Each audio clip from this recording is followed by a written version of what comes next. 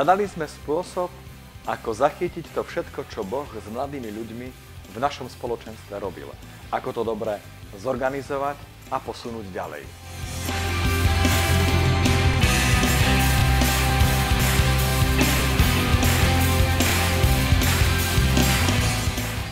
Rok 2002. Prvé kroky, ktoré sme začali robiť v práci s mladými, pozostávali z prvého tábora, ktorý sme urobili vďaka bratom a sestrám, ktorých sme si pozvali z Koinónie z Talianska.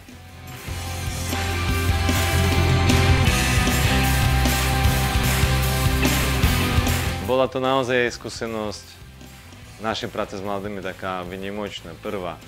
A bola to pre nás skúsenosť radosti, priateľstva a slobodu v Duchu Svetom.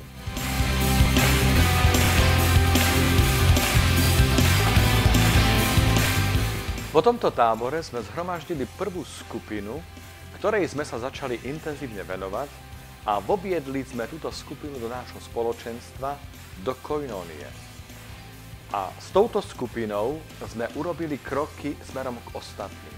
A to znamená ísť a evangelizovať. Chceme v moci, ktorú mladý človek má, zakričať čosi veľmi dôležité. Nech je Hosanna, nech je Halelúja.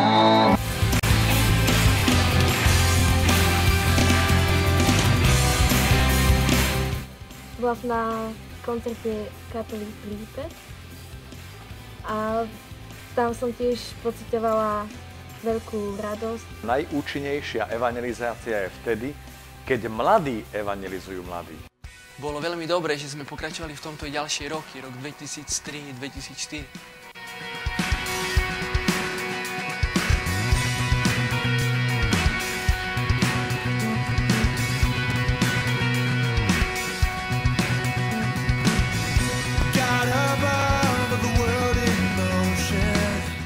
V roku 2004 sme museli urobiť už 2 tábory mladých kvôli veľkému počtu účastníkov a takto to vlastne išlo až do tohto roku, do roku 2006, keď máme za sebou 3 tábory mladých.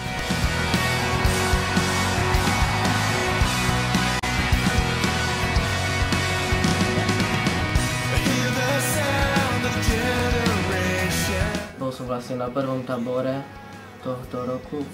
Veľmi sa mi tam páčilo, stretol som tam veľa nových ľudí, priateľov veľa, ktorých som vôbec nepoznal.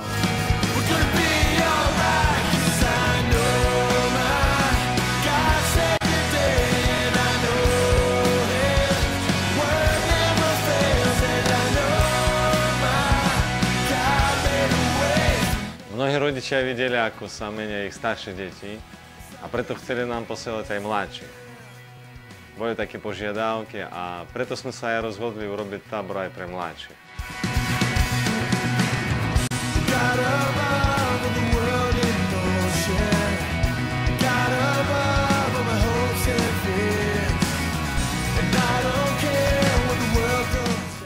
Generálna vízia starosti o mladých spočíva v tom, aby starosť prebiehala permanentne, nielen v obdobiach, ako som už spomínal, v lete, ale počas celého roka.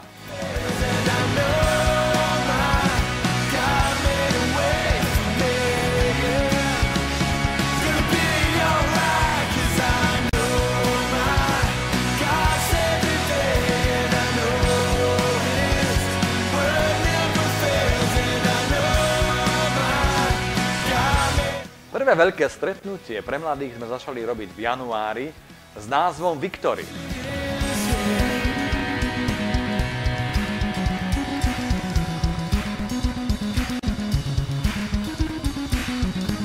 Okrem tohto stretnutia v januári sme začali organizovať víkendové stretnutia a raz za 3 mesiace. A z veľkých stretnutí také ako kongres a rôzne koncerty. Ježiš, Ježiš, Ježiš,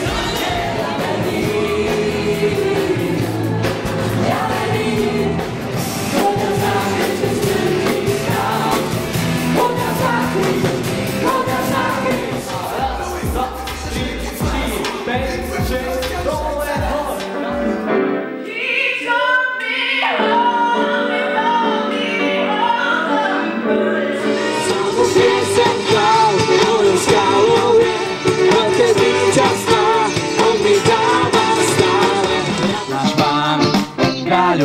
kráľ jeho trón bude na veky stáť, on má vládu a moc, náš Pán, on je kráľov král.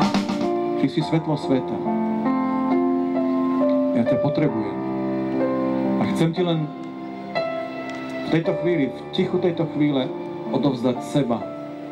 Mladí ľudia sú dnes naozaj hladní. Sú hladní po Božom slove, sú hladní po modlitbe. Tebe spievam, ruky mám zvinuté len k tebe. Ty sám porazil si smrť a žiješ vo mne. Nie nám, len tebe patrí všetká sláva. Ježiš,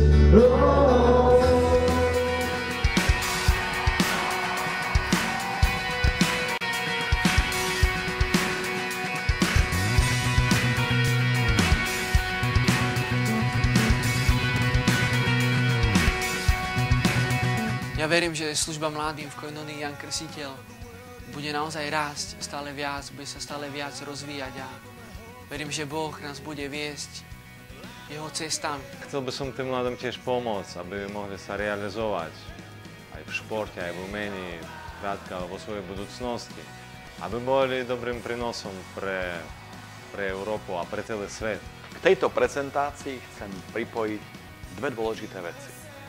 Povedať aj tebe, že Ježiš Kristus je tou nádejou, lebo je živý. Z mŕtvych vstalý, aj ty ho môžeš stretnúť a on ti dá dynamizmus. A skúsenosť, ktorú budeš mať s ním, bude bohatstvom, s ktorou sa budeš chcieť podeliť. A preto mojou takou veľkou túžbou je, aby tá služba mladým v našej komunite rásla aj v kvalite, aj v počte. Amen.